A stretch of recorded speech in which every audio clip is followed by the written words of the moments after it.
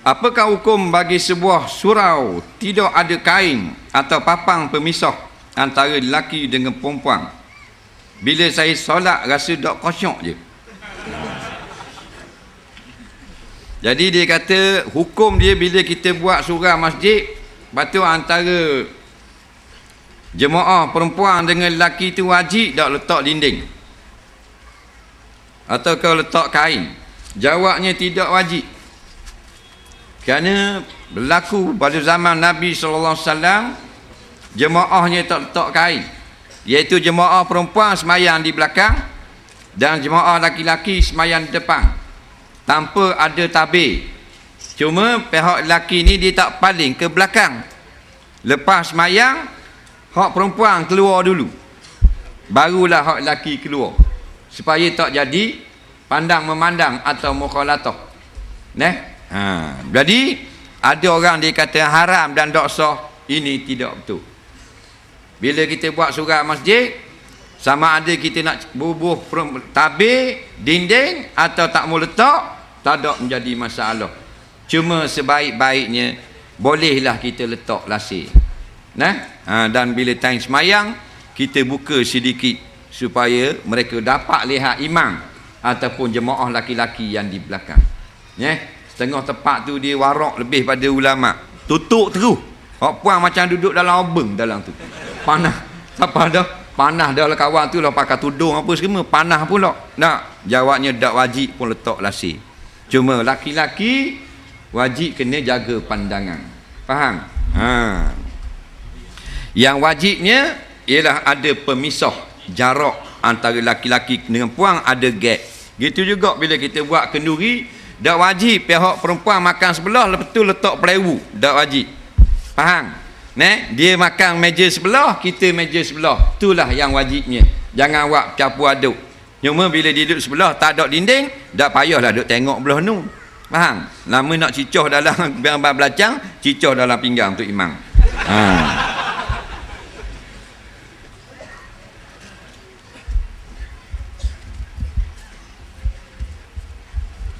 Bagaimana nak terang kepada keluarga yang halang perhubungan dengan alasan kenegerian dan status seperti janda ataupun duda? Ni bak kahwin pula. Ni best sikit.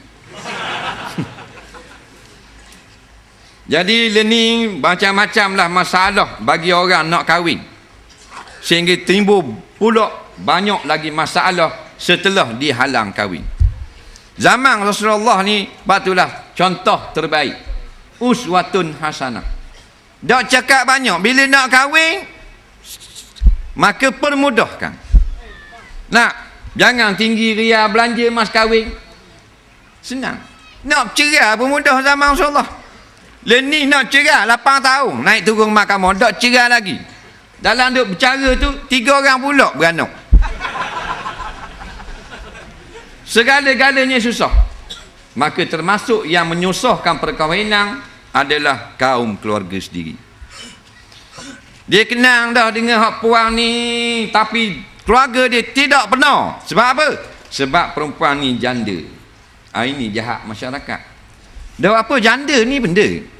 Apakah arti janda? Janda ni kita tengok hukum syarak. Nampak? Balik pada hukum syarak. Apa arti janda? Arti janda perempuan yang telah berkahwin dan pernah bersetubuh sekurang-kurangnya sekali dan telah bercerai, mati atau hidup. Itu janda. Ada tak situ makna perempuan yang jahat? Ada? Tak ada. Perempuan yang tidak baik? Ada? Tak ada. Kalau kita rasa hina janda ni, maka kita hina ibu bapa ibu kita sendiri. Perempuan-perempuan, laki-laki, masyarakat kaum keluarga yang dia pandang rendah janda, yang hina janda, mereka ni hina mak dia sendiri. Dia kata mak kita tak janda. Dia jawab balik, memang mu bodoh dengar molek. Sebab tu kalau kita mengaji jadi cerdik, tidak lagi bodoh. Isteri Nabi ni Ummul Mukminin, ibu orang yang beriman. Isteri-isteri Nabi ni mak kita tau. Ke bukan? Ummul Mukminin, ibu bagi orang beriman, mak segala orang beriman, isteri Nabi. Isteri Nabi ni janda seorang je anak dara. Hak lain janda. Makna kalau kita hina janda, kita hina mak kita sendiri, iaitu isteri Rasulullah. Betul tak? Ada. Kalau tak khabar, tak reti bahasa ni. Faham? Dia tak ada kira janda tak janda. Kalau dia benda tu baik, tak ada masalah di segi syarak, molek. Cuma sunat orang muda-muda yang anak dara, kerana bermain-main itu lebih baik. Itu saja. Nabi pilih janda kerana dia banyak nak bantu anak yatim. Tapi kalau anak kita nak nikah dengan janda, janda ni orang yang baik di sisi agama, jangan marah. Itulah jodoh dia. Permudahkan. Nak buanglah naknanya pandangan sia ataupun martabat rendah kepada janda. Buang daripada kepala otak masyarakat Melayu. Oh, kalau janda tu tak molek. Nah, ni masyarakat Melayu ni terlampau jahat kerana mereka jauh daripada agama. Orang kahwin semua tak betul belaka. Ni Melayu dia panggil. Batu Melayu bertambah layu. Nak tak maju. Kira nak tengok keburukan orang. Bila orang kahwin dengan janda, janda. Nampak? Boleh ha janda. Dia main gitu pula. Habis tak kena orang. Kalau hak lelaki tua pula, puan muda, dia kata, nak tipu harta tu. Jadi dia meracun tikus semua mampu tu lelaki. Itu pula. Ni Melayu, jangan ikut Melayu. Ikut Melayu masuk neraka. Ikut Rasulullah masuk syurga. Faham? Jadi satu lagi pula, ibu rampah kuasa. Kita kena buang khurafat ni.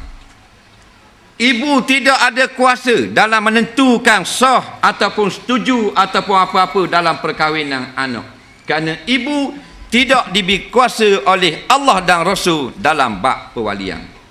Tapi orang Melayu membelakangkan Allah dan Rasul. Mak boleh jadi wali tak nikah? Tak boleh. Bukan saja mak dah boleh jadi wali, segala hak berkait dengan mak tidak sah jadi wali. Dan siapa ni nak jadi wali? Tok Imam kata, pak saudara kita lah. Dah pak dara belah mana tak kenal lagi pak dara belah ayah. Bukan belah ayah, belah mak. Belah mak tak sah jadi wali. Dia tak sah jadi wali sebab dia pak saudara atau kena belah mak? Pakcik jawab. Sebab kena belah mak. Bila sebut nama mak dalam bab pernikahan, ditolak oleh hukum syarak. Tiba-tiba dalam masyarakat, mak tak setuju, tak kahwin. Ini bid'ah yang menyesatkan. Faham? Ayah tak ada kuasa langsung, bahang kuasa betul, PBB mak tu. Jadi kita tanya diri kita, adakah sanggup kita lemparkan ajaran sesat ni, iaitu mak menentukan menantu kahwin atau tidak? Buang dalam laut Selat Melaka. Dalam Islam dak ajar apa saja kait dengan mak dak sah nikah. Adik-beradik, mak tula ayah tula boleh jadi wali. Ayah tula mak lain boleh jadi wali. Ayah lain mak tula tak boleh jadi wali. Faham? Turun kok belah mak tak sah jadi wali. Tiba-tiba orang Melayu buang hak Rasulullah, buang hak Allah, letak mak paling tinggi, kuasa betul dalam menentukan perkahwinan anak-anak. Tahu tak? Tu yang berlaku dalam masyarakat. Anak dia tanya ayah dah, mana ayah? Abang Leh suruh tanya, boleh tak nak nikah dengan kita ni? Anak dia puang tanya. Ayah tak apa. Ayah kenang dah Abang Leh mu tengok laku lah ni naik beruknya.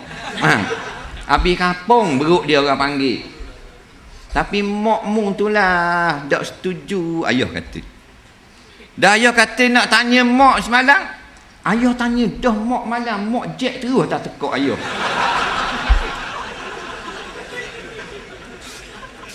Mak tak setuju, kita habis jadi pondang Sepanyol belaka. Kerana buang Allah dan Rasul dalam laut, letak hukum sesat dalam masyarakat. Mak kata tak setuju, tak jadi nikah. Padahal mak tak ada kena-mengena. Faham? Sebab tu kalau nak senang kira, ada orang masuk nak tengok mengiri, nak merisik dan apa, ambil mak, buat lari pergi Pulau Pakar. Faham? Mak tidur sini 3 malam, tiket free, duduk hotel free. Tengok mak berenang lah pelang. Maka senanglah nak beranak, orang nak mari kira, nak berisik, nak bertunang sebagainya, mak tak ada. Mudah jadi, senang kahwin, panjang zuriat, kekal sampai akhir hayat. Betul tak? Jadi dia semayang isyak, semayang isya lewat pukul 2:30 pagi. Contohlah, kerana dia terus langsung dengan tahajud, qiyamul lail dan sebagainya. Sampai rakaat keduanya baca kunut. Allahumma hdini biman hadal. Nampak? Tengah-tengah baca kunut, apa aku bodoh ke baca kunut? Maka jawabnya tidak batal. Tidak batal solat. Kerana tempat itu tempat baca kunut. Sekalipun tidak kunut subuh, kunut nazilah. Nampak? Jadi tidak batal. Bahkan kalau salah bercakap pun tidak batal kalau sedikit. Faham? Mak ayah tengah semayang, tahiyat awal, mak tak nampak ayah tengah semayang, mak dia tanya, ayahnya weh, nak makan nasi ke tak ni? Ayah kata, nak lah, tengah tahiyat awal. Aku semayang. Tak batal. Kerana tidak sengaja dan sedikit. Faham? Kalau sengaja, ya batal. Ni tidak sengaja, nak lah, tidak batal. Sekarang mak pula, tapi kalau banyak batal walaupun tidak sengaja. Mak pula semayang, ayah pergi makan nasi, ayah tanya maknya weh, dia ingat ke bini dia tak semayang, duk lipat kain, rupa bini tengah semayang, tahiyat awal juga. Maknya weh, ikan goreng letak kat mana? Mak ni tengah semayang tahiyat awal, tak ingat pergi jawab, Allah abang ni khabar sama dah, ikan goreng letak bawah peti, bodoh sama dia. Kalau gitu batal lah, panjang sangat. Siapa suruh tanya?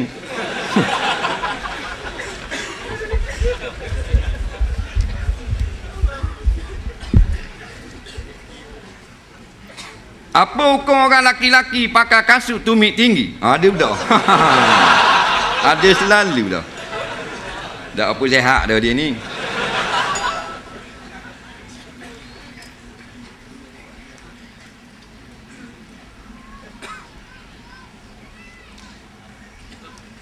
Baik.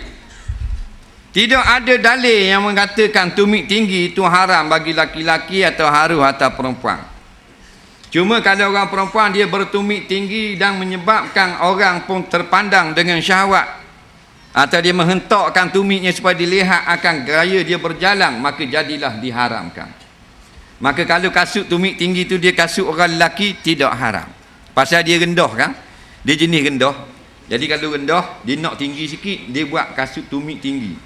Kasut dia tumit tinggi itu jangan kasut puang, kasut lelaki lah. Kasut lelaki biasalah. Tapi tumit dia tinggi, 2 kaki tumit. Tak ada masalah. Jangan nampak macam perempuan.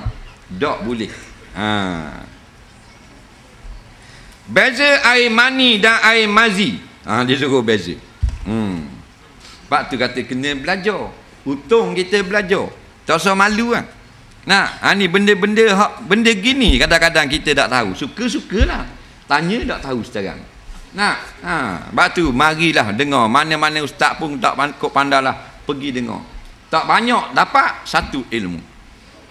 Kerana ilmu ni perjalanan kita untuk mengindahkan ibadah kita dan kehidupan kita. Dan kita akan balik pada Allah. Bila tidak tahu banyak langgar. Bila banyak langgar akhirnya kepek situ kepek sini, takut tak diterima Allah. Air mani dan air mazi, apa yang sama, apa yang tidak sama? Air mazi dan air mani. Air mazi dia keluar dulu, air mani dia keluar kemudian. Tidak ada orang keluar air mani dulu, lepas tu baru keluar air mazi. Air mani dia keruh, air mazi dia jernih. Air mani dia pekat, dia kasar, air mazi dia licin. Air mazi dia najis, air mani tidak najis. Dan mana yang sama, keluar dari tempat yang sama dan saluran yang sama dengan kebijaksanaan Allah. Air mani keluar batal wuduk, wajib ambil wuduk, tak wajib mandi. Keluar mani, mandi. Air mani walaupun suci, tidak najis seperti air mazi, tapi tidak boleh kita makan. Ada orang tanya, dah air mani ustaz khabar dak najis, boleh makan tak? Pasal dia dengar dalam YouTube kita kata air mani tidak najis, dia nak makan. Jawabnya, tak ada makanan lain dah mu nak makan. Baik mu beli air jagung ustaz, air cendol ke, kira nak makan saja. Pelayar najis tak pelayar? Pelayar najis tak pelayar? Tak najis, dah boleh makan tak? Makan celup tepung.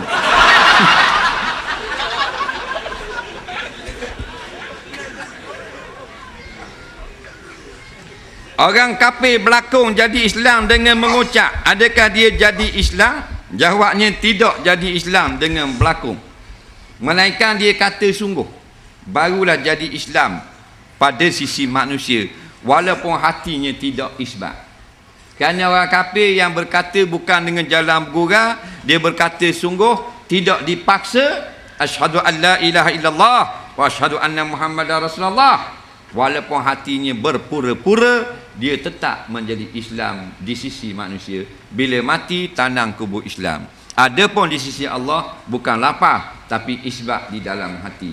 Kalau dia tidak isbat dalam hati, walaupun dia mengucap sejuta kali, masuk neraka. Faham? Tujuan kalimah syahadah ni rukun Islam untuk dipergauli sebagai manusia Islam. Itu saja. Batu orang kafir yang tak sepak nak mengucap kalimah syahadah, tapi dah dia duduk dengar orang ngajar dekat dengan rumah surau dia, surau rumah orang kafir dekat dengan surau dengan masjid, dia dengar ustaz ngajar. Akhirnya dia percaya Allah tu Tuhan yang sebenar, Nabi Muhammad memang utusan Allah. Tapi dia nak pergi belajar, nak pergi mengucap dulu kalimah syahadah. Tak. Sampai pukul 4 petang, katanya jabat agama tutup dah. Awak mari esok pula. Esok dia mari litas jalan, langgar di mak lepik, mati dua-dua. Faham? Masuk syurga, masuk neraka.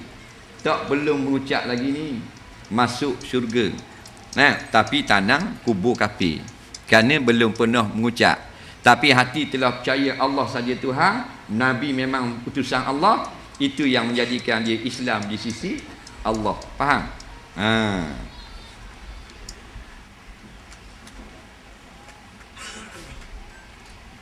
Bila tak kita beramal dengan sebuah hadis Nabi dengan hanya baca tanpa guru, dengan orang yang alim atau ustaz atau tok guru?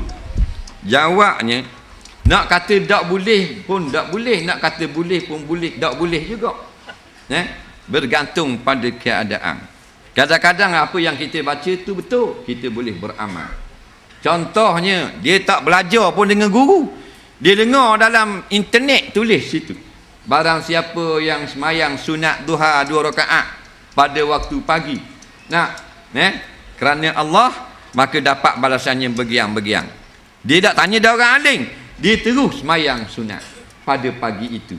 Jawabnya, insya-Allah dapat pahala dengan amalan tersebut. Tapi setengah daripadanya kadang-kadang mungkin dia tersalah. Maka bila tersalah, amalannya jadi rosak. Maka di syaddul zara'i, ditutupkan pintu kerosakan. Sebaik-baiknya jangan kita terus direct daripada buku, hendaklah kita lazimi majlis ilmu. Bila kita sentiasa pergi dengar orang ngajar, maka dalam masa yang sama boleh juga kita ambil wak rojokan sebagai penambahan daripada ilmu yang telah kita belajar direct dengan guru, tambah pula dengan buku-buku yang dia celanya tak ada guru, hanya buku, hanya internet, copy and paste saja. Kerana syaitan sentiasa berusaha untuk menyelewengkan kepahaman kita. Dalam dengar dengan tok guru pun lain. Tak, tok guru kata lain, dia faham kot lain. Apatah lagi jika tidak ada guru.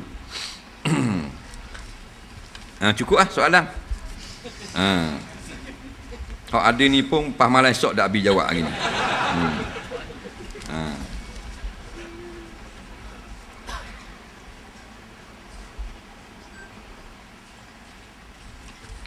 Soalan seterusnya.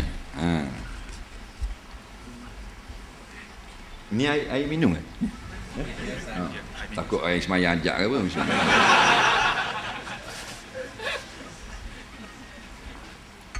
Tahu.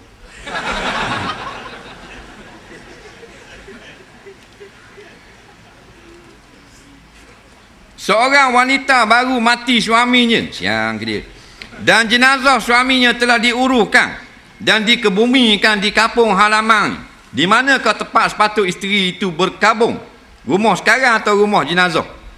Apakah edah seorang wanita mati suami, batas-batas dia, dan mengenai edah seorang pula wanita itu kematian suami. Baik, bila dah selesai seorang isteri, suami dia mati, orang Terengganu tak panggil suami. Kalau cakap suami, dia kata orang luar ni, dia ni laki dia panggil. Faham? Dah laki mu pah kuana, dah balik-balik, laki aku pergi ambil waisang. Dia kata. Dia tak ada suami isteri kalau Terengganu, dia laki bini. Kalau Kelantan, orang Tino, dia tak panggil bini. Orang Tino mana? Orang Johor dengar. Orang halo. Orang Johor, orang Negeri Sembilan dengar orang Tina. Orang Tina mana pula? Kambing apa? Sebab tu jaksalah. Bagai-bagai bahasa kita ada. Semua akan menunjukkan kita ini ada berbagai-bagai tuturan. Semua ni hikmah dan kebijaksanaan Allah belaka. Tak usah kita cela kat orang pula. Dengar orang Terengganu panggil laki bini, orang kasar cakap.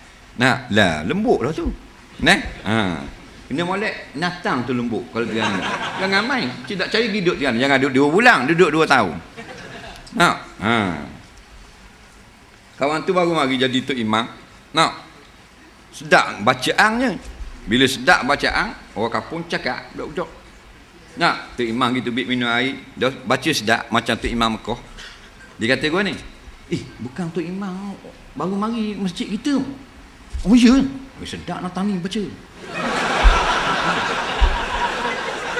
Rupanya panggilan manja dah pula. Tak?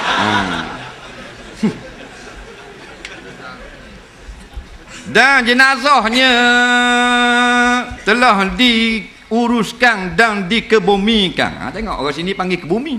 Orang Terengganu tak panggil kebumi, tanang. Tanang. Kalau orang tua-tua sikit, sipang. Sama tak dengan kebumi? Sama je, cuma tempat dia beza. Bahasa dialek berbeza. Cuma orang tak beza. Mata 2, lubang hidung 2, mulut se. Nampak? Tak ada macam alien. Kalau kita pergi kalau belah Kuala Lumpur, kalau kata tanang, kasar. Kau apa nak tanang aja? Oh, kasar ni kurang hancur. Jangan kata gitu. Dia kata Terengganu. Dia kata tanang. Bagi Terengganu tanang lembut lah. Kalau kasar kan kambuh. Padahal samanya semadi, tanam, dikuburkan, dikambuh benda yang sama. Jadi dia nak berkabung lah. Di mana? Jawabnya di mana dia isteri suami dia duduk ketika suami dia mati. Duduk rumah suami itu. Duduk situ. Dia bersama dengan suami dia, duduk serumah lah. Faham? Mati suami, contoh lah. Maka dia berkabung di situ kan. Selama 4 bulan 10 hari. Jangan pergi ke mana-mana. Faham? Tak boleh. Hukumnya wajib, bukan sunat. 4 bulan 10 hari, tak boleh kurang sehari pun. Ramai ada orang tinggal ni. Suami mati, dia pergi jalan-jalan makan angin. Dia pergi makan kenduri. Haram, tak boleh. Ingat hukum makruh ke apa? Haram. 4 bulan 10 hari. Yatarabbasna bi anfusihinna arba'ata asyhurin wa asyra, kata Allah. Wajib mereka menahan diri-diri mereka itu. Selama 4 bulan 10 hari.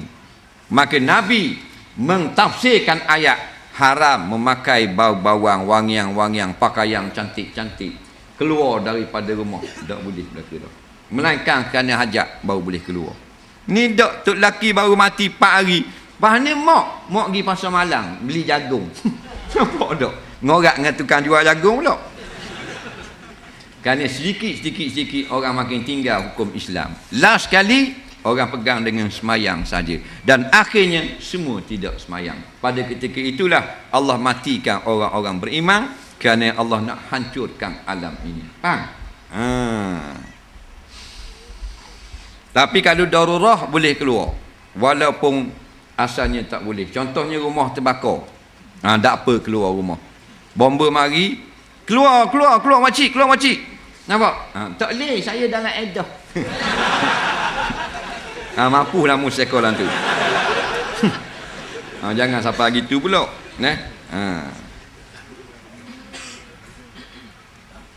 Jangan pakai pakaian lawa-lawa, jangan pakai minyak wangi, jangan pakai benda-benda berhiasan, gelang, sumpang, cicing, jangan. 4 bulan 10 hari, tanda dia berduka cita kerana kehilangan orang yang menjaga dia selama ini, iaitu suami dia. Hukumnya wajib, bukan sunat. Wajib berkabung 4 bulan 10 hari. Ada pula dia kata, tak apa kalau makan kenduri takkan tak boleh. Dia jawab gitu pula.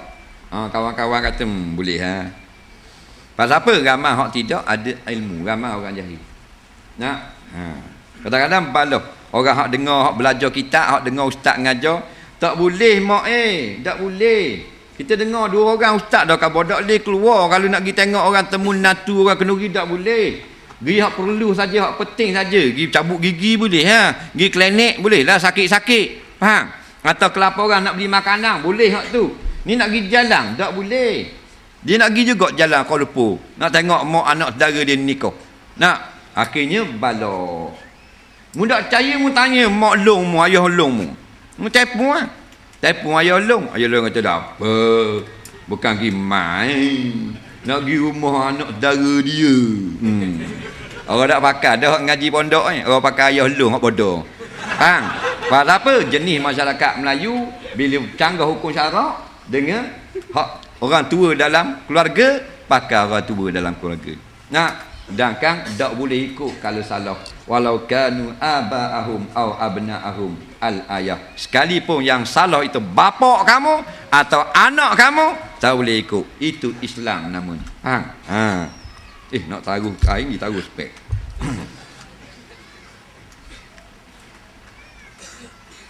Soalan seterusnya. Apa pandangan Melayu sepakat Islam daulat? Jawabnya molek lah. Tapi bukan itu yang sebenarnya. Sepakat ini ialah dengan balik kepada hukum Allah. Faham? Kita berpecah belah, balik obatnya, balik pada hukum Allah juga. Wa'tasimu bihablillah. Faham? Hendaklah kamu pegang dengan tali Allah. Itu kinayah. Majaz maknanya bi ahkamillah atau bi kitabillah. Pegang dengan hukum Allah. Balah lagu mana pun balik pada hukum Allah. Hak ni kata hukum gini, hak ni kata tak gini, buka Quran. Balik pada Quran. Faham? Jadi atas nama Melayu, atas nama Cina, atas nama India, tidak. Kesatuan atas Al-Quran dan hadis. Tak kira di mana kita berada. Faham? Batulah nak buat slogan, mengaji dulu, belajar kitab dulu, baru molek slogan kita. Sebab itulah tidak masuk syurga dengan sebab kita orang Melayu. Tidak masuk syurga dengan sebab kita orang Cina atau India atau Arab. Masuk syurga sebab kita taat kepada Allah dan Rasul. Itu saja. Walaupun mu negro hitam macam ke kuali yangi, tapi mu taat pada perintah Allah, masuk syurga. Walaupun mu putih keturunan raja, keturunan teku, keturunan apa-apa, keturunan pari-pari, tapi mu derhaka pada Allah, masuk neraka. Al jannatu lil muti' walau kana abdan habasyiyah. Syurga itu untuk orang yang patuh pada perintah agama, walaupun dia hamba lagi hitam legam. Wan narul asi, neraka untuk orang yang derhaka, walau kana sayyida qurasyia, sekalipun keturunan syarifah Tok Said, lagi pula bangsa Quraisy, tapi ahli neraka jika derhaka pada Islam. Soalan seterusnya. Apa pandangan tentang jamaah tabligh? Molek dia pergi rumah-rumah, ajak orang pergi masjid. Faham? Bila orang mari masjid surau, ustaz ngajar pula. Dah molek tak? Molek. Nak kata dah molek apa? Batu jalan-jalan tengok jemaah tabligh, jemaah dakwah tepi jalan, kadang-kadang duduk tepi jalan, duduk berdoa tepi jalan. Apa salah kita berhenti duit bagi RM10? Faham? Berhenti kereta ambil RM10 minum air lagi. Faham tak? Buat gitu. Jasa cerita kau orang lah buat. Kadang-kadang jemaah dia duduk tepi jalan, dia nak pergi berdakwah, dia tepi jalan dia berdoa. Faham? Kita berhenti kereta, ambil RM50 buat makan kat lagi. Bagus tak? Bukan jemaah tak boleh saja. Kadang-kadang tengok budak pondok 2-3 orang tepi jalan duduk tunggu bas. Nak kita berhenti kereta bagi RM5 seorang, RM10 seorang, ambil buat belanja. Besar tak fadilat? Benda-benda ni tak ada dalam diri kita. Mana-mana ada jemaah lain, walaupun kita tidak setuju setengah daripada cara mereka, tapi mereka juga saudara kita. Sebab tu kalau kita nak kritik, bukan kritik meruntuhkan, kritik membina, tak apa. Dan setiap jemaah mesti sanggup menerima kritikan. Faham? Itu satu. Yang di mana saja jemaah dalam dunia ni yang bertuhankan Allah dan Rasul, saudara kita juga. Gitu juga dengan parti. Mana saja parti Islam dalam dunia, parti kita juga.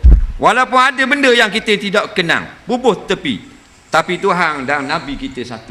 Ambil waktu, maka ada kasih sayang di atas kritikan. Faham? Soalan seterusnya. Dalam sinar harian ada kenyataan ustaz bukan ahli parti Islam. Tolong jelaskan. Ada juga soalan gini. Parok dah lah. Ramailah dia inbox dalam Facebook, dia atau email dalam Skype, Yahoo Messenger, nak hantar mesej tak tahu nombor. Nak balas di kedai kopi kita ni lah. Oh, dia kata tak bagus lah, tak betul lah, tak molek lah kita ni. Bak apa lah gitu gini, tak tahu ke gitu gini pula. Marah terus. Saya tak mau jawab malam ini, tapi nak suruh jawab sendiri. Faham? Kerana tuan-tuan tidak bodoh. Nampak? Kalau tak boleh jawab sendiri, memang bodoh.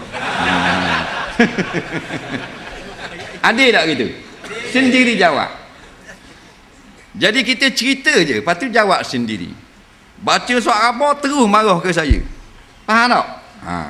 Jadi saya tak payah jawab lah. Saya cuma cerita. Yang kita heran selama ni duduk bertepik melolong-lolong. Kami tak percaya surat khabar. Boykot surat khabar. Jangan percaya surat khabar. Surat khabar banyak cerita dongeng daripada betul. Surat khabar banyak tambah cerita.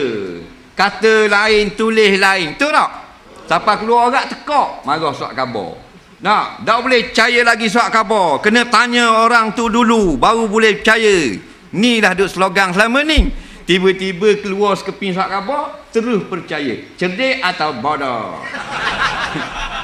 Jawab sendiri. Faham? Itulah.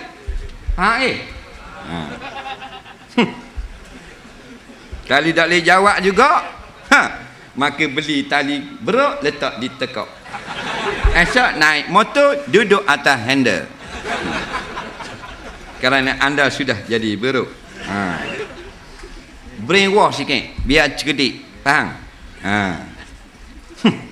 Puas hati tak? Tak apa.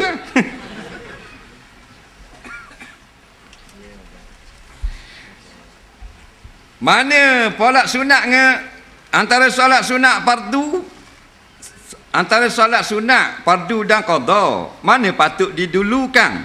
Jawabnya dulukan yang wajib, iaitu tunai dan qada yang wajib. Itu jawapan ulama. Faham?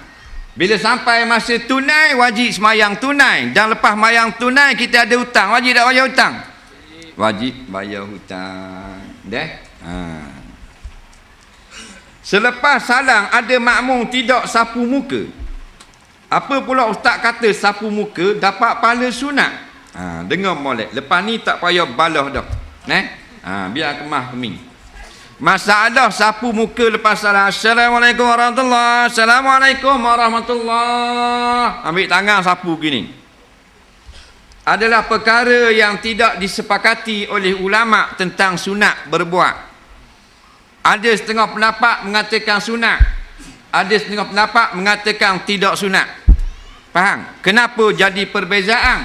Kerana hadis yang mengatakan Nabi sapu yang disebut oleh Imam Nawawi rahimahullah ta'ala dalam kitab Azkar yang terkenal, hadis ini bermartabat dhaif. Maka hadis dhaif ini tidak boleh dijadikan hujah, tetapi boleh diamalkan. Faham tak? Sekarang itulah setengah ulama tidak kata sunat sapu muka, setengah ulama kata sunat, dan setengah ulama, kebanyakan mutaqaddimun, ulama-ulama dahulu, umpamanya Imam Imam Rafi'i dan seumpamanya, tidak menyebut pun masalah sapu muka. Jadi masalah ni khilafiyah. Faham? Siapa yang nak sapu silakan, siapa yang tak mau sapu sudah sah semayangnya, kerana dia beramal dengan hadis yang sahih dan hasan. Faham? Benda ni jangan baloh, jangan kita lupa. Benda ni remeh temeh dalam masyarakat, tak payah baloh. Masalah tak ada doa dalam doa khutbah kedua, tak sah cara. Ada orang kata boleh tadah, ada orang kata tak boleh tadah. Ikut suka kita. Yang kita nak jaga, kita lupa benda ijma' ulama. Di Genting Highland, kasino terbesar, judi terbesar, tak ada khilaf, haram, mal'un, kena laknat, dosa besar. Tapi kita tak bincang benda-benda gini. Kita diperbodohkan oleh tangan-tangan jahat untuk bincangkan benda-benda yang remeh-temeh, yang ada perselisihan pendapat ulama. Yang ijma' kilang arak. Siap ada surah dalam kilang arak.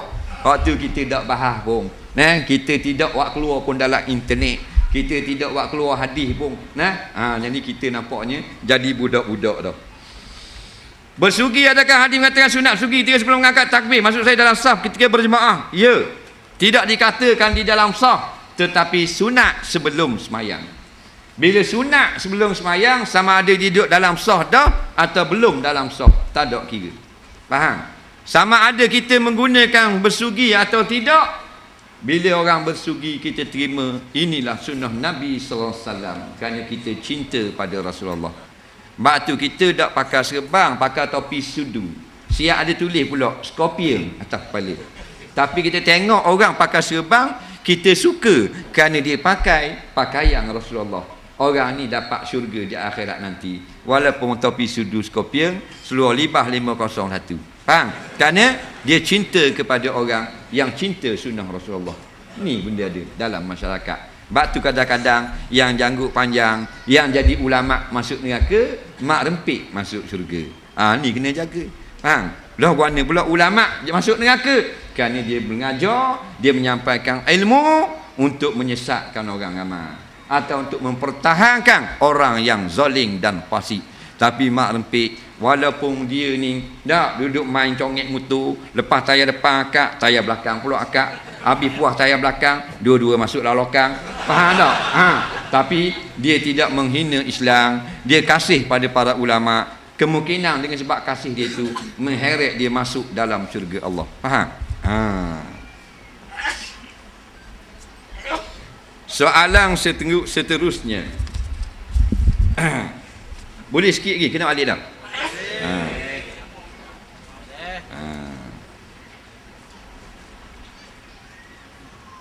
Adakah Hajarul Aswad batu dari syurga? Dia tanya. Hajarul Aswad. Hajarul Aswad ni hanya ada di Mekah. Di mana? Dalam Masjidil Haram. Di mana? Dekat Kaabah. Kat mana? Kat bucu tu. Sebelah ni rukun Yamani, ni Hajarul Aswad. Orang bertanya kepada ulama-ulama lama dah, adakah benar Hajar Aswad ni batu daripada syurga? Di antara yang menjawab almarhum Syekh Atiyah Sokor dalam kitab Ahsanil Kalam, fatwa Syekh Atiyah Sokor. Siapa Syekh Atiyah Sokor? Rais Lujnah Fatwa Universiti Al-Azhar.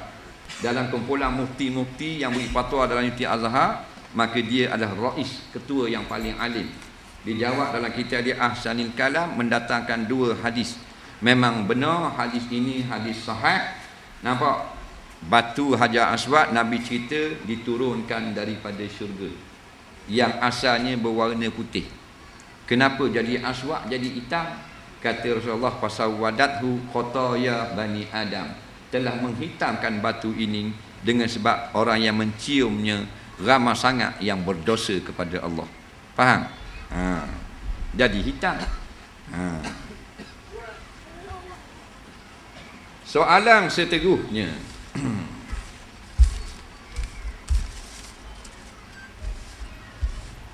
apa hukum muslimat ikut sama jenazah ke tanah perkuburan? Orang Terengganu panggil ikut bawa mayat. Sini panggil jenazah, sama saja. Yang sebenarnya mayat itu lain sikit, jenazah itu lain. Mayat orang yang telah mati, tak kira duduk mana-mana pun. Tapi jenazah artinya iaitu mayat yang ada atas pengusung, maka dipanggil jenazah. Kalau tidur atas latar, bukan jenazah, dipanggil mayat. Itu kaedah lurah Arabiah. Faham? Tak apalah jenazah ke mayat, hak nak kita faham. Jadi orang puan boleh ikut tak? Jawabnya boleh. Tapi pada zaman sekarang sudah tidak boleh, kerana banyak berlaku fitnah. Jadi orang puan boleh ziarah kubur. Tinggalkanlah adab kita sekarang ni yang menyeleweng daripada kehendak Rasulullah. Sekarang ni bila mayat buat pergi kubur jenazah, orang puan habis ikut sama. Hukumnya tak boleh. Bukan kita pandai-pandai ni ambil khulasah daripada pandangan ulama yang muktabar. Mereka melarang. Nampak? Jangan pergi.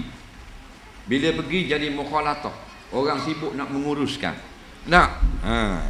Bukan tak boleh pergi. Pergi hari lain. Pagi tanang ayah kita, petang orang puang boleh pergi. Dia ada pandangan mengatakan boleh, ada mengatakan pandangan mengatakan haram pergi kubur. Saya hipung, saya jamak. Jawabnya boleh. Iaitu dengan 4 syarat. Yang pertamanya, ditemani oleh mahram kalau kubur tu jauh. Yang kedua, menutup aurat. Yang ketiga, tidak duduk lama di situ. Yang keempat, tidak membuat perkara-perkara yang khurafat. Jadi pagi orang tanang ayah, petang kabur ke adik-adik, teman kakak nak pergi tengok kubur ayah, kubur mak, boleh. Nampak? Hukumnya harus. Tapi jangan masa orang nak tanang. Orang fikirkan dia ada sama sebelah. Sebab laki ni bila capur puang, dia jadi Power Ranger. Tak ada puang tak apa. Jangan main tak kata mak rempik, tu imam kilah kain. Kalau ada orang puang, jangan main pasal dia string, dia ada power. Tu kata orang puang Tuhan buat. Allahu Rabbi, kita cerita dah. Lamborghini punya body, Ferrari punya kereta, tu orang puang. Ferrari ni kalau kita beli sebuah 4 juta harga, berapa siapa di Seri Manjung sebuah Ferrari. Semua perfect. Signal comel, lampu depan lawa, bonet lawa, cermin comel, wiper lawa, side mirror pun cute, belakang bumper lawa, spoiler lawa juga, ring lawa juga, tayar pun lawa, steering tak usah cakap ni batang gear pun lawa, habis lawa. Ada tak orang beli Ferrari, lepas tu buat pergi kedai aksesori, tukar pasal apa? Tak lawa, set mirror pun set mirror kacil. Memang gila tu orang dia. Lepas tu dia habis 2 juta, semua lawa belakang. Orang puang tu buat gitulah. Tak usah kata tubuh badan dia tu telanjang. Pakai baju pun orang tengok menggiurkan. Pasal lelaki tengok. Orang lelaki bila tengok orang puang mesti ada perasaan. Tok Imam kata, saya tak apa, saya tak rasa benda pun Ustaz, tengok apa? Awak mati bucur.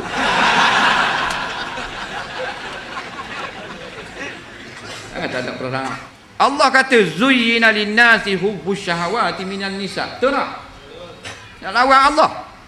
Allah cerita orang laki-laki jasad dia daripada keturunan Adam lelaki, dan Tuhan bubuh dalam satu fitrah dia suka ke puan.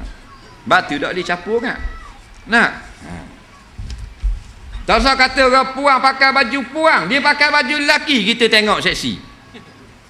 Orang puang pakai baju Melayu, pakai kain plekat, buat jalan kedek-kedek depan. Wih. Kita mengorak. Apa? Tu baru pakai baju lelaki. Dah kalau dia pakai baju kebaya, belah nampak peha. Duduk tepi tu, kat simpang pak. Nak berapa buah motosikal masuk dalam lokang. Tengok dia. Nak. Bong lah kau. Nak. Tu orang puang. Tak usah kata tubuh badan dia bayang. Tuang tak nampak lindung lori. Bayang orang puang. Kita tengok. Oh, mari gerang dah. Naik bulu roma. Tengok bayang baru. Nak. Lelaki tak ada benda. Tak usah kata baca baju lelaki. Pakai baju puang. Kita tengok dok seting ni. Dok cari suruh Atuk Bila pakai baju kebaya. Suruh Atuk Bila pakai baju kebaya. Belah kat peha. Duduk kat rambak. Betul. Tak. Jadi bila orang duk bawa kanda, ada orang puang pula dengan mulut gicu, dengan pakai seksi pula, dengan sobek sini sobek situ pula. Nak jadi fitnah. Fitnah tengah bawa kanda, jalan di kubur, nak lakah batu nisan, berhati-hati. Ada puang 3-4 orang duk semua, dak tengok depan, tengok dia. Langgar batu nisan, blokek kanda gitu. Nak. Pasal kita pernah alami. Orang suruh baca doa. Satu jenazah di kubur. Jadi anak si mati ni anak dara.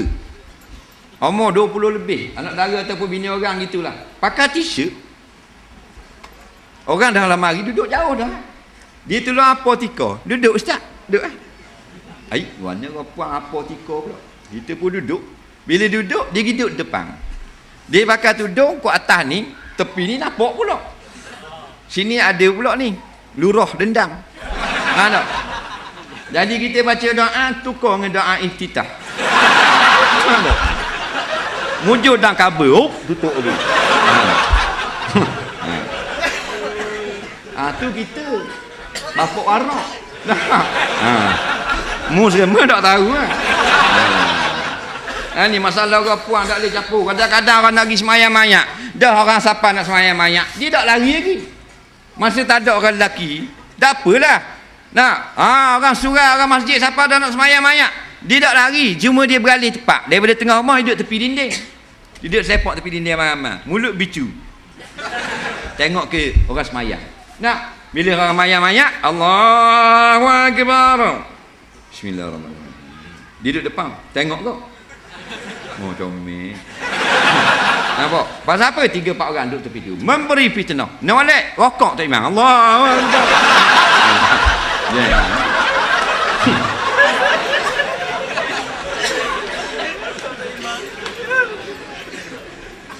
Apakah menghadiri majlis kahwin yang ada unsur-unsur lagu, muzik bersanding?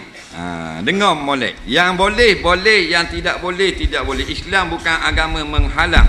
Islam agama mendidik atau mengawal akan penganut-penganutnya. Kadang-kadang kita yang boleh jadi tak boleh kerana terlebih lebar, terlebih pandai.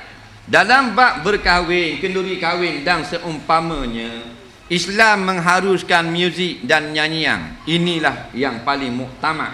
Faham? Di sisi pak mazhab Syafi'i, Hanafi, Maliki dan Hambali. Bukalah mana-mana kitab hadis dan kitab fiqh, dibenarkan bernyanyi-nyanyi dan memain muzik pada hari perkahwinan. Sehingga ada berlaku khilaf di kalangan ulama. Adakah dibenarkan memukul gendang dan rebana di dalam masjid dengan sebab berkahwin? Ada dua pendapat. Luar pada masjid sepakat hukumnya sunat dan dibenarkan. Faham? Yang khilaf main muzik dalam masjid. Jadi kita kadang-kadang lebih over daripada Rasulullah dah pula. Jadi ulama awak mari dalil-dalilnya dibolehkan, tapi bersyarat. Lagu mana? Lagu yang harus pada syarak. Jangan perempuan-perempuan yang dewasa bernyanyi. Yang boleh budak-budak perempuan menjadi vokalis penyanyi. Dan bolehnya kumpulan-kumpulan nasyid lelaki ataupun bukan nasyid tapi laki-laki yang bernyanyi lagu pengantin, lagu kahwin dan sebagainya boleh. Ni boleh. Warak-warak juga tapi dah hukum boleh. Kita nak buat mana? Jangan kita lebih pada ulama dah pula. Kemudian nak kita jaga. Setengahnya bila dah pasang kaset orang nikah, tak dibolehkan oleh syarak, orang azan tak tutup. Ni silap. Orang duk azan surah masjid, nak duk pasang lagi lagu pengantin. Tak boleh. Faham? Kena tutup lah. Semayang dulu sekejap. Habis tu pasang pula. Tu cara dia.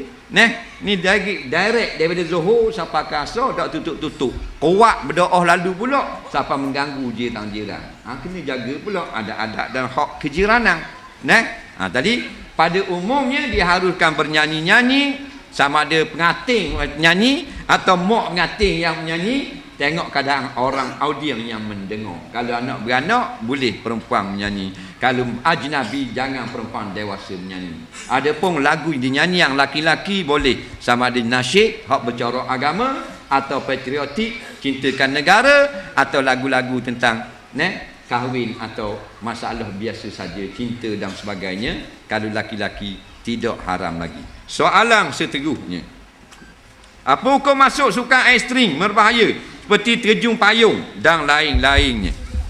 Jawabnya, kalau benda itu tidaklah maknanya terus ataupun kebanyakannya memudaratkan kita, maka diharuskan jika membawa kemaslahatan kepada agama, negara ataupun diri kita sendiri. Masalah terjun payung ni, maka kalau ada lagi Rasulullah SAW, maka Rasulullah tak akan larang, kerana manfaat dia banyak, iaitu dalam kes peperangan. Jadi pandai terjun payung ni, dia boleh jadi tentera yang baik. Nampak? Jadi bila libatkan dalam kes peperangan, maka memahirkan diri dengan satu daripada kemahiran tentera, maka hukumnya harus pada syarak. Benda hak direct, kebanyakan memang merosakkan diri, maka atas alasan askar pun tidak boleh. Macam main naik bukit lah. Naik bukit dia guna tali mahir panjat bukit. Dia guna tali dan alat keselamatan, hukumnya harus. Dia tak guna tali alat keselamatan, nak tunjuk pandai, hukumnya haram.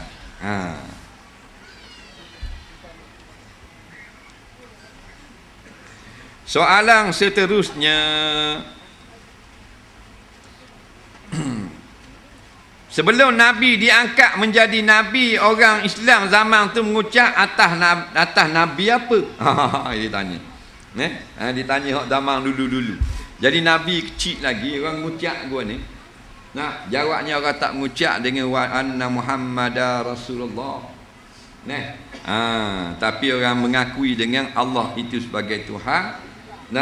Dan Islam itu agama yang hanif, dan Nabi Ibrahim itu adalah Khalilullah, pesuruh Allah. Ini disebut dalam satu riwayat. Faham? Tidak ada lagi wa asyhadu anna Muhammadar Rasulullah. Cuma bila lahir Nabi Muhammad, maka semua orang wajib isbatkan syahadah Muhammad dalam kalimahnya setelah Nabi telah dilantik. Soalan seterusnya, apakah kita berdosa kalau pemimpin kita tak laksana hudud? Kata Allah dalam Quran, contoh hukumnya, as-sariqu was-sariqatu faqta'u aydiyahuma, al-ayah. Pencuri laki-laki dan perempuan yang sabit kesalahan, yang cukup nisab dan syarat-syaratnya, maka faqta'u aydiyahuma. Allah tak kata faqta', Allah kata faqta'u. Kalau orang mengaji ilmu Arabiah, maka faqta'u itu ada waw di situ, domainnya, marji' domainnya, khitabnya kepada ramai, iaitulah kamu, yakni sekalian umara. Jadi yang wajib melaksanakan hudud bukan rakyat, tetapi umara. Faham? Yang wajib maknanya memukul anak adalah ayah, bukan anak pukul anak. Macam Nabi kata, fadribuhum, hendaklah kamu pukul mereka itu. Iaitu ayah boleh pukul anak kalau anak tak mau sembahyang, tapi anak pukul anak tak boleh, kerana khitab situ balik pada ayah. Begitu juga perintah menunaikan hudud kena kepada siapa yang Allah beri dia kuasa. Kita ni ada kuasa merintah tak? Tak ada. Maka kita tak boleh laksana hudud. Kita tangkap pencuri, kita tak boleh potong tangan dia, walaupun dicuri harga 15 juta. Tapi kita serahkan kepada kerajaan, pemerintah. Mereka yang Allah wajibkan laksana hudud, dan mereka akan ditanya kenapa mereka tidak laksana. Bukan saja pemimpin negara Islam, semua pemimpin dunia akan ditanya dengan hukum Allah. Pemimpin negara Amerika akan diazab dalam neraka kerana tidak melaksanakan hukum Quran di Amerika.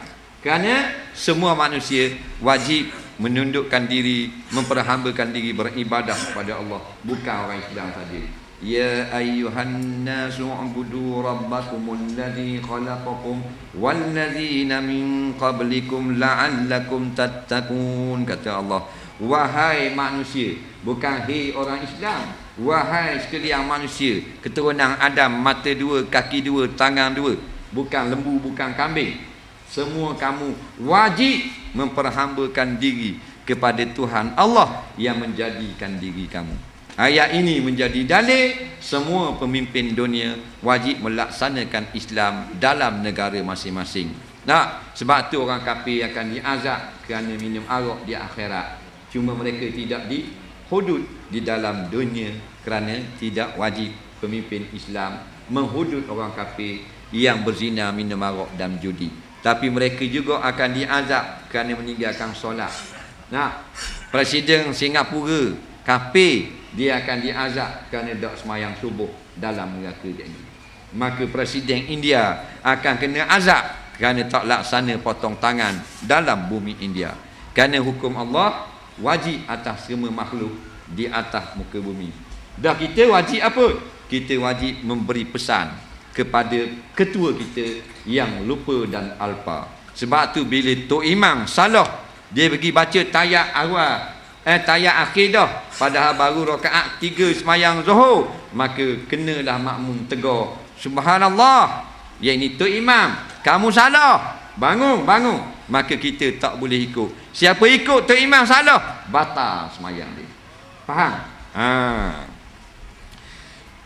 Tapi Tok Imam tu kita tegur bukan sekali dua. Memang dia semayang Zuhur 3 rakaat, tak mau ikut makmum, maka Tok Imam tu tak payah tegur. Ikat bubur dalam guni, tohok dalam sungai.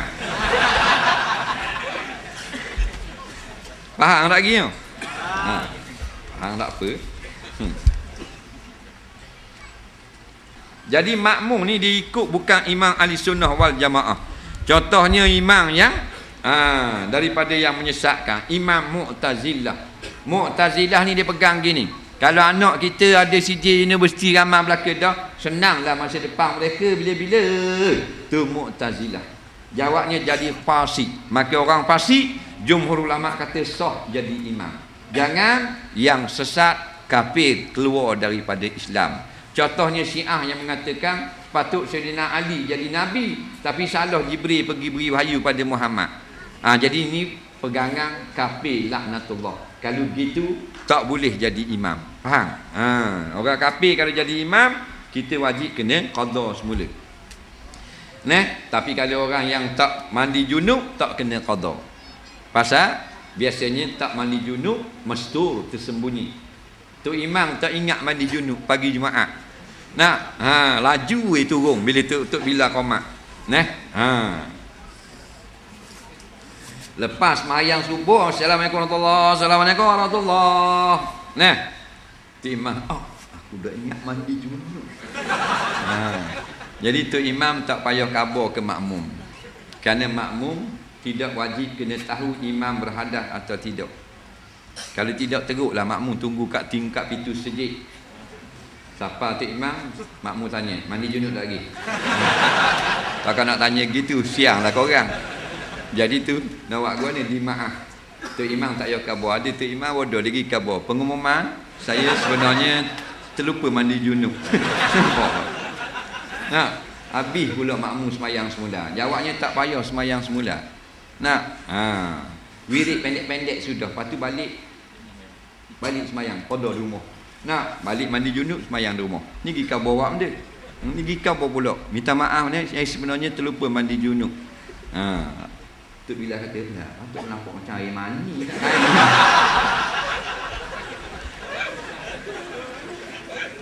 Maka kalau orang kafir, kena qada semula, walaupun kita tersalah. Umpama bila salam baru kita tahu dia kafir, maka wajib qada. Tu imam salam, assalamualaikum warahmatullahi, assalamualaikum warahmatullahi. Makmum pun nampak, Sami belum. Kena semayang semula. Meludah di tokong-tokong boleh membengkakkan mulut. Apakah komen? Jawabnya tidak semesti demikian. Walaupun tidak berlaku bekak, tapi tidak dibenarkan oleh syarak. Faham?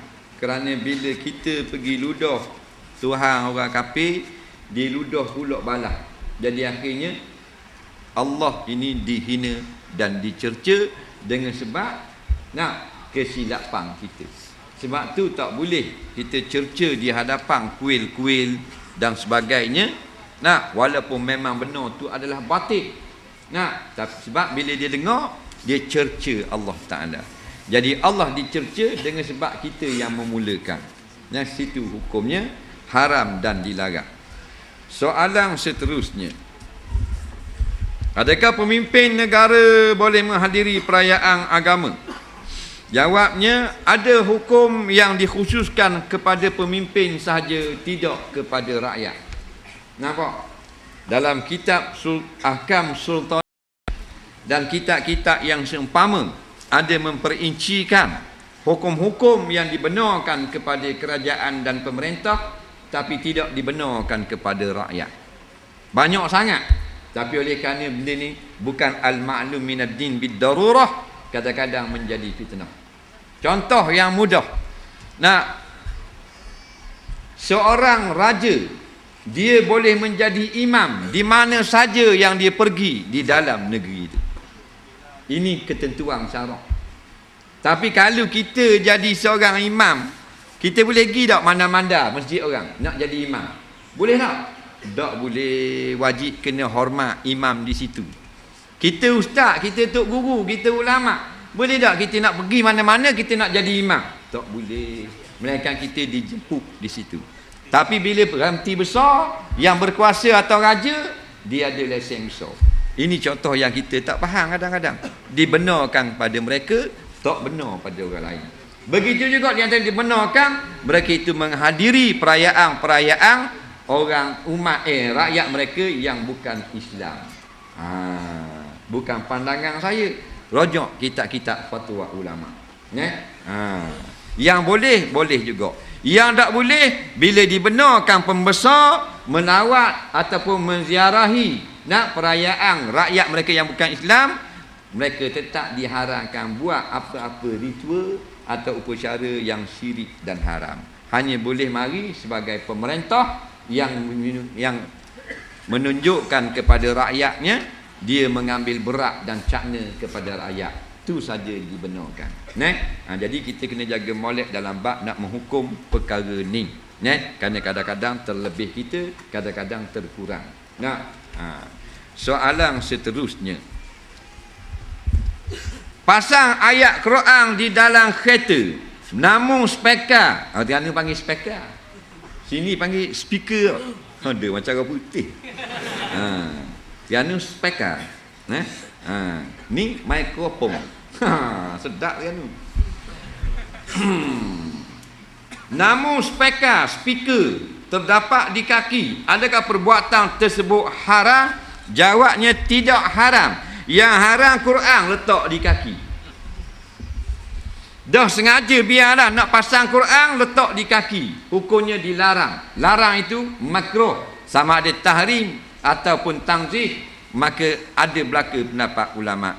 Itu kias dengan mengheret perbuatan dipanggil. Ada pun hak asal ambil Quran datang bubuh kat kaki, hukumnya haram. Tapi bila terpasang orang ngaji Quran, ada pula kat speaker kaki. Kereta ni kadang-kadang kereta lama dia letak belakang, kereta baru ni dekat kaki ada speaker, maka ngaji Quran dengar juga kat kaki, tidak haram. Tak usah bimbang. Kadang-kadang kita letak kat kaki tu haram, speaker bukan Quran. Kadang-kadang benda yang betul dah bagus dia tanya, tapi kadang-kadang benda yang sunat kita berat sangat. Benda hak wajib tak jaga pong. Kadang-kadang benda hak sunat je. Masalah pakai kain apa benda kain putih masa semayang. Sunat je kalau kita pakai kain merah pun tak ada masalah. Begitu juga kapang mayat. Nabi kata wakafinu fiha mautakum, sunat kain kapang warna putih, bukan haram pun warna lain. Tapi habis buat warna putih bila sunat. Tapi bila hak wajib orang tak buat belaka. Pemerintah pun tak laksana hak wajib, rakyat pun tinggal hak wajib. Pasal apa tinggal belaka? Pasal dia wajib. Tapi bila kita kata sunat, habis orang buat. Jadi bengong manusia ni. Bila sebut sunat, semua kena buat. Bila sebut wajib, boleh tinggal. Jadi bukan kita tegur, kita benci pada menteri, benci pada pemerintah. Kerana mereka juga saudara, maka wazakir fa inna zikra tanfa'ul mu'minin.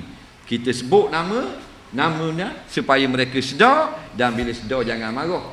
Mudah-mudahan tazkirah ini memberi pergunaan atau manfaat kepada orang yang berkuasa, kerana sampai masa Allah tanya, bukankah kamu berkuasa dalam negeri Malaysia itu? Ya. Kenapa kamu tidak potong tangan pencuri? Bapa tidak rotang penzina? Bapa tak laksanakan hukum Nabi Muhammad sallallahu alaihi wasallam? Sana tak boleh jawab dah lah. Sana main hubung dalam obeng api neraka. Inna a'tadna lizalimina nara ahata bihim suradikuha. Kami sediakan bagi orang-orang yang zalim, yang tidak melaksanakan hukum Allah, neraka di akhirat nanti. Api di atas, di bawah, di depan, di belakang, di kiri dan kanan. Masuk habis daging-daging mereka, sehingga tercabut kulit-kulit kerana sangat panas api neraka Allah. Kullama nadijat juluduhum baddalnahum juludan ghairaha. Setiap kali tercabut kulit-kulit ahli neraka, kena bakar, diazab di akhirat nanti, baddalna, kami ganti dengan kulit-kulit yang lain. Sebelum kita ni masuk pada tahap di padang mahsyar, baik kita beri peringatan. Jadi jangan marah bila kita kata gini. Batu bila ulama tegur jangan marah. Mu nak kaya lah. Tapi ingat, ini kita duduk sekejap. Malam ni mari wakil rakyat Allah, maka balik awal kita. Mari exco kita tak takut. Mari menteri besar kita tak takut lagi. Mari Perdana Menteri tak takut. Perdana Menteri Scotland, Perdana Menteri India, Perdana Menteri apa benda lagi, Jepun, kita tak heran. Yang kita takut seorang wakil yang Allah lantik. Nampak? Kul yatawaffakum malakul mautil ladzi wukila bikum. Katakanlah, mematikan kamu, yakni yang membunuh ibu bapa kamu dengan cabut roh, ialah wakil kami. Allah lantik Israel alaihi salam. Mari wakil ni seorang, balik awal kita. Faham? Tengah-tengah sedak kita dengan pakai kok 15,000, kereta 3-4 juta sutik. Mari Israel, Assalamualaikum. Waalaikumsalam, kenyok, mampu keras lalu. Orang sini panggil meninggal dunia, orang Terengganu panggil mampu keras jilat cok.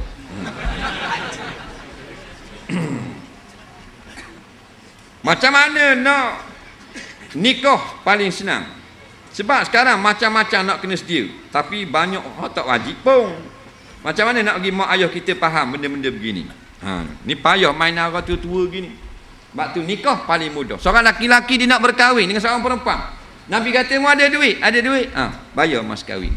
Laki-laki pun kahwin pada tengah hari. Cakap belah pagi, tengah hari kahwin. Mudah? Mudah. Seorang laki-laki pula dia kata, saya tak ada duit. Tak ada duit. Dah ada dah apa? Ada dah. Dikenang kat awak. Nak ke saya?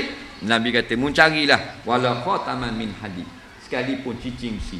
Cari cicing besi, berkahwin. Seorang laki-laki pula cici besi pun tak ada juga. Nabi kata, mu ingat ada ayat Quran sikit? Ingat 2-3 ayat. Ayat Quran mengajar dia jadi mas kahwin. Kahwin pada hari itu juga. Mudah tak?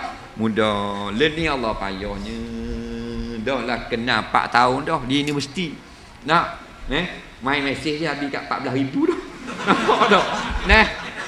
I love you, you love I. Kemah keming dah. Birthday pun sambut, atau ni hadiah kasut, ni hadiah mesinnya. Tapi bila balik kampung sama-sama dapat degree, ayah begini pula, mak begini pula. Bodoh ke cerdik ni? Bodoh jawabnya. Ibu bapa orang tua tak reti bahasa. Faham? Bagi jadi mudah lah. Anak mudah kenal dah dia. Baik buruk pun biar dia kahwin. Dan kita nasihat, mu nak jadi suami anak aku nak mu jadi begini, jangan buat main-main begini. Kahwinkan segera. Sekarang ni tak boleh kahwin, begini pula. Belanja banyak mana? Belanja kalau 15,000 serba duduk. Allah. Kadang-kadang Terengganu tak faham mana gila ni. Terengganu dia belakang sikit dalam bab harga. Terengganu kalau ni 3,000 ada lagi. Sini ada 3,000? Tak ada. Sini hak dapat SPM berapa? 10 dapat SPM 7,000. Tu rasa 7,000. RZ 6,5. Jadi budak-budak mikir tak? RZ boleh naik sama. Ni ada 2 hari tak boleh naik. Nah. Jadi mahal-mahal sangat. Nah. Tu ada apa SPM. Nah, Kali belah utara mahal. Kita tak tahu orang ada 3-4 orang dah. Dia kahwin, kawan kita. Kahwin dengan orang utara. Mahal. Nampak? Bukan universiti, bukan kolej. Sekolah 105 je. Nak tanya cedung. Tahu tak cedung? Cedung ni buat kerja sawah kan. Kerja bendang. Kerana panggil cedung. Kan? Duduk dalam sawah je. 20,000. 20,000. Bukan hak tinggi leher jinjang hidung macung dia pipik berlapis, mata warna hijau, bulu mata letik, tinggi molek, putih selepu, tumit merah, betih kaca. Allah tu tak tahu lah. Pandai mengaji Quran tu tak tahu lah. Nak hidung tak macam mana tinggi sikit pada pipi itu. 20. Ini masalah. Dah budak lelaki kerja kilang boleh 1,200. Tolak ni tinggal 80 sen. Dah bila nak boleh 20,000 nak menikah. Kawan tu cerita lah mana dah. Habis air terjun dah awak pergi. Nak habis waterfall dah awak pergi mandi. Nampak puan duduk atas batu lelaki terjun ke atas nak tunjuk dia tazeng. Dah orang kasih. Nampak puan duduk bawah lelaki terjun puan elok masuk celah batu, mampu keras situ. Bila nak kahwin je buat payah. Dia tanya, ni berapa ni nak tanya tu lah. Tak kita dengan ni kira jadilah makcik. Ni jadi nak tanya ni berapa. Tak berapa ni macam kakak dia 20,000. Weh takkan sampai 20 Hang mai tanya aku jawab elok-elok kita tak nak komplain apa lagi 20,000 macam kakak dia. Ingat senang pun nak bela dia. Pampers saja ingat 3 lori. 20,000. Allah lebih dah kahwin. Bila kahwin dapatlah 20,000 tapi bukan gaji 20,000, gaji 1,000. Ambil mana 20,000? Buat pinjaman. Pinjam kakak, pinjam abang. Hak tu ni jual ni, jual lembu, jual beruk baru boleh nikah. Akhirnya anak 3 orang dah habis ni hutang orang nikah, bayar mas kahwin. Melenggang dapat ke keluarga perempuan. Inilah Nabi kata kurang berkat. Tapi kita bukan umat Nabi, kita ikut orang ramai. Bagi mudah nak minta anak saya tak ada mas kahwin. Ini hukum Allah yang wajib. Berapa yang awak nak bagi? Alhamdulillah. Sebab awak bukan wajib bagi mas kahwin saja. Tiap-tiap bulan wajib nak pakah anak saya. Makan, minum, tempat tinggal dan pakaian. Obat-obatan, alat beriah, sabun mandi, obat tiak dan obat kaki cekang. Faham? Ingat mas kahwin saja. Nampak?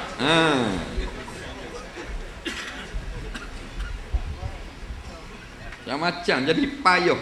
Buat mudah saja. Takkanlah ikut sukalah nak bagi berapa-berapa pun. Ikhlas awang lah. Takkan nak bagi kalau ikut suka macam saya bagi 80% makcik dah. Takkan lagi gitu orang reti bahasa juga. Tapi kebendaan. Kebendaan sangat. Tu imam dia tak bagi anak dia. Tu imam baru balik Mesir dah tak ada kerja jadi tu imam dulu. Dia tu imam takkan dapat 1,700. Boleh 500, 700. Dah takkan nak beli kereta selalu potong sagar. Baru jadi Tok Iman 6 bulan. Beli motor tu dulu benda. On the way. Gimi tok anak dia tak bagi. Dia kata tak ada lagi anak saya, menantu saya pakai motor. Cuma kereta. Tu Volvo. Tu Kam. Tebo. Ada.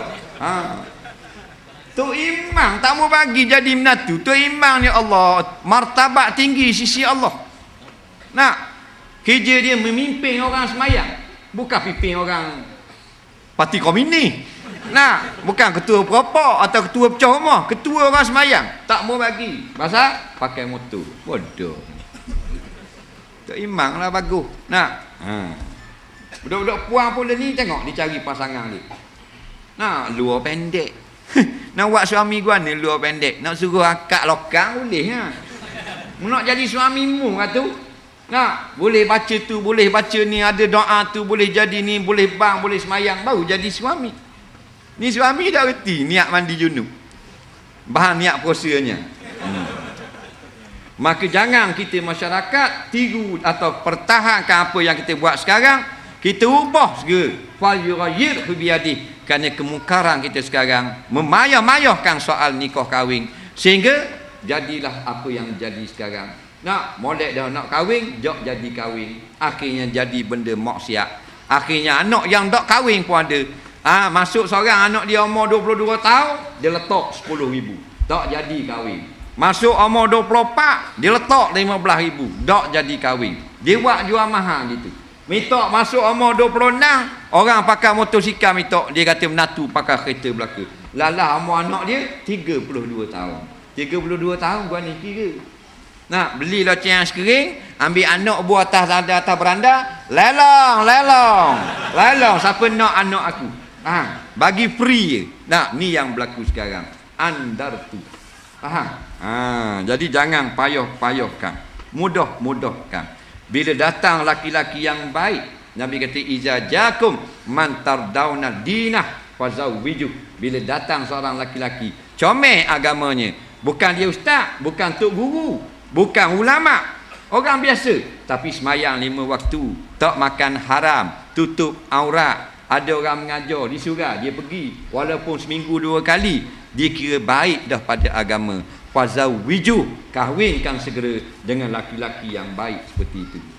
Walaupun jalan kaki, tak ada motor, tak ada kereta, kerana rezeki di tangan Allah, bukan di tangan manusia. Jadi kita ubah segera. Itu juga perempuan-perempuan. Jangan bila tengok orang surau, orang set masjid, set jemaah, dak best. Dak raga, dak engseng, dak cung, dak kiu, dak apa. Leceh lah mak. Mak kata, ayah kata aku nak pergi kahwin dengan Tok Bilal. Nampak baik sangat Tok Bilal ni. Pandai dia tu, belajar dia Aceh ni. Ayah tengok baik, suka lah. Suara bang pun sedap. Awek tu kata ni, tak nak lah ayah, geli ada janggut. Tak. Dia nak pakai kata tekuk, luar pendek. Alah berat menandang. Jadi balik semua pada agama. Ibu bapa balik pada agama. Bakal pengantin balik pada agama. Masyarakat paling balik pada agama. Dan yang paling utama pemerintah balik pada agama. Terlambat bila kita semua balik pada agama, Allah maafkan segala salah kita yang lalu, maka Allah akan buka barakatin minas sama' wal ard, berkat daripada langit dan daripada bumi. Wallahu a'lam. Kita mohon maaf kalau ada yang tersalah dan mengambil